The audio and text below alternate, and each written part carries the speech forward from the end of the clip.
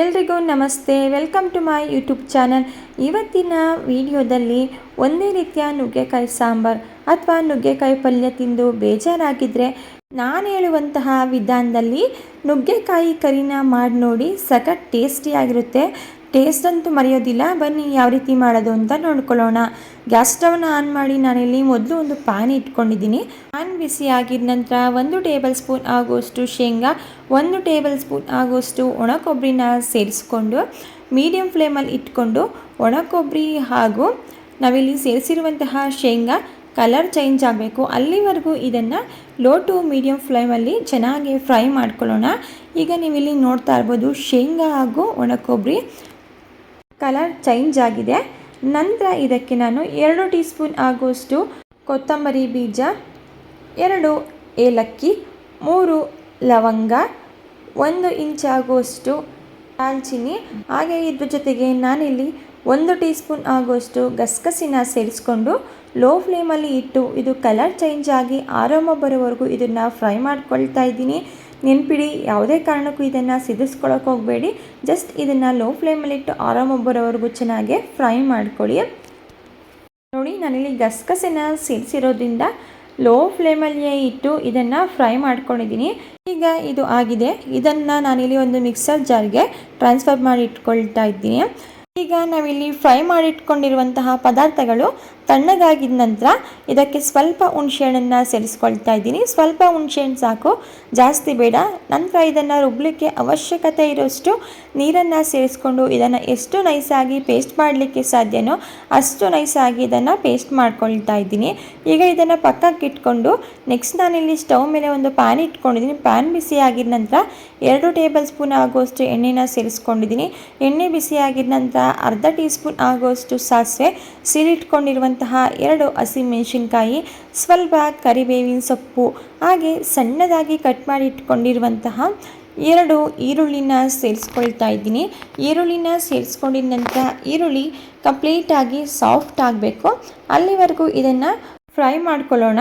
ಹಾಗೆ ಈರುಳ್ಳಿ ಫ್ರೈ ಆಗ್ತಾ ಇದ್ದಂಗೆ ಇದ್ರ ಜೊತೆಗೆ ನಾನಿಲ್ಲಿ 1 ಟೀ ಸ್ಪೂನ್ ಆಗುವಷ್ಟು ಶುಂಠಿ ಬೆಳ್ಳುಳ್ಳಿ ಪೇಸ್ಟನ್ನು ಸೇರಿಸ್ಕೊಳ್ತಾ ಇದ್ದೀನಿ.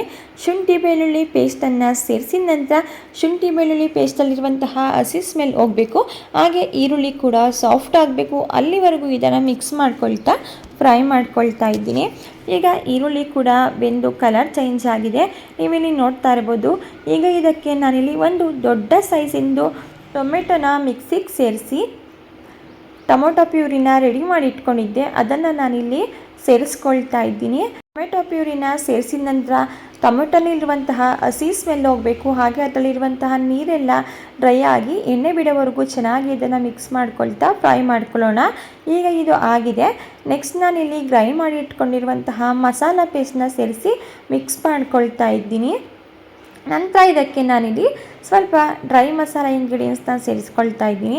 ನಾನಿಲ್ಲಿ ಕಲರ್ಗೋಸ್ಕರ 1 ಟೀ ಸ್ಪೂನ್ ಆಗುವಷ್ಟು ರೆಡ್ ಕಾಶ್ಮೀರ್ ಚಿಲ್ಲಿ ಪೌಡರ್ನ ಸೇರಿಸ್ಕೊಂಡಿದ್ದೀನಿ. ಹಾಗೆ ಸ್ವಲ್ಪ ಅರಿಶಿಣದ ಪುಡಿ, ರುಚಿಗೆ ತಕ್ಕಷ್ಟು ಉಪ್ಪು. ಈ ಎಲ್ಲ ಪದಾರ್ಥಗಳನ್ನ ಸೇರಿಸಿದ ನಂತರ ಗ್ರೇವಿ ಜೊತೆ ಚೆನ್ನಾಗಿ ಹೊಂದ್ಕೊಳ್ಳೋ ರೀತಿ ಮಿಕ್ಸ್ ಮಾಡ್ಕೊಳ್ತಾ ಇದ್ದೀನಿ. ನೋಡಿ, ಈ ರೆಸಿಪಿ ಅಂತೂ ದೋಸೆ, ಪೂರಿ, ಚಪಾತಿ, ರೈಸ್ ಎಲ್ಲದಕ್ಕೂ ಸೂಪರ್ ಕಾಂಬಿನೇಷನ್ ಆಗಿರುತ್ತೆ. ರುಚಿಯಂತೂ ಅದ್ಭುತವಾಗಿರುತ್ತೆ. ಈಗ ಡ್ರೈ ಮಸಾಲ ಇಂಗ್ರೀಡಿಯೆಂಟ್ಸ್ ಎಲ್ಲ ಗ್ರೇವಿ ಜೊತೆ ಚೆನ್ನಾಗಿ ಹೊಂದ್ಕೊಳ್ಳೋ ರೀತಿ ಮಿಕ್ಸ್ ಮಾಡ್ಕೊಂಡಿದ ನಂತರ ಇದಕ್ಕೆ ನಾನಿಲ್ಲಿ ಒಂದು 3 ನುಗ್ಗೆಕಾಯಿನ ಕಟ್ ಮಾಡಿ ಇಟ್ಕೊಂಡಿದ್ದೆ, ಅದನ್ನು ನಾನಿಲ್ಲಿ ಗ್ರೇವಿಗೆ ಸೇರಿಸ್ಕೊಳ್ತಾ ಇದ್ದೀನಿ. ನುಗ್ಗೆಕಾಯಿನ ಗ್ರೇವಿಗೆ ಸೇರಿಸಿದ ನಂತರ ಮಿಕ್ಸ್ ಮಾಡಿಕೊಂಡು ಒಂದು ಲಿಡ್ಡನ್ನು ಕ್ಲೋಸ್ ಮಾಡಿ ಒಂದು 6 ರಿಂದ 7 ನಿಮಿಷಗಳ ಕಾಲ ಇದನ್ನು ಮೀಡಿಯಂ ಫ್ಲೇಮಲ್ಲಿ ಚೆನ್ನಾಗಿ ನೀರೆಲ್ಲ ಡ್ರೈ ಆಗಿ ಆಯಿಲ್ ರಿಲೀಸ್ ಆಗಬೇಕು, ಅಲ್ಲಿವರೆಗೂ ಇದನ್ನು ಲಿಡ್ನ ಕ್ಲೋಸ್ ಮಾಡಿ ಮಧ್ಯ ಮಧ್ಯದಲ್ಲಿ ತಿರುಗಿಸ್ಕೊಂಡು ಫ್ರೈ ಮಾಡ್ಕೊಳ್ತಾ ಇದ್ದೀನಿ. ಈಗ ನೀವಿಲ್ಲಿ ನೋಡ್ತಾ ಇರ್ಬೋದು, ಗ್ರೇವಿ ಕೂಡ ಗಟ್ಟಿಯಾಗಿದೆ, ಎಣ್ಣೆ ಕೂಡ ರಿಲೀಸ್ ಆಗ್ತಾ ಇದೆ. ಈ ಟೈಮಲ್ಲಿ ನಾವು ಗ್ರೇವಿ ಕನ್ಸಿಸ್ಟೆನ್ಸಿಗೆ ತಕ್ಕಷ್ಟು ನೀರನ್ನು ಸೇರಿಸ್ಕೊಳ್ತಾ ಇದ್ದೀನಿ. ನಾನಿಲ್ಲಿ ಈ ತಗೊಂಡಿರುವಂತಹ ಇಂಗ್ರೀಡಿಯೆಂಟ್ಸ್ ಕ್ವಾಂಟಿಟಿಗೆ 1 ಕಪ್ ಆಗುವಷ್ಟು ನೀರನ್ನು ಸೇರಿಸ್ಕೊಂಡಿದ್ದೀನಿ. ನೀವು ನಿಮ್ಮ ಕನ್ಸಿಸ್ಟೆನ್ಸಿಗೆ ತಕ್ಕಂತೆ ನೋಡಿ ನೀರನ್ನು ಸೇರಿಸ್ಕೊಳ್ಳಿ.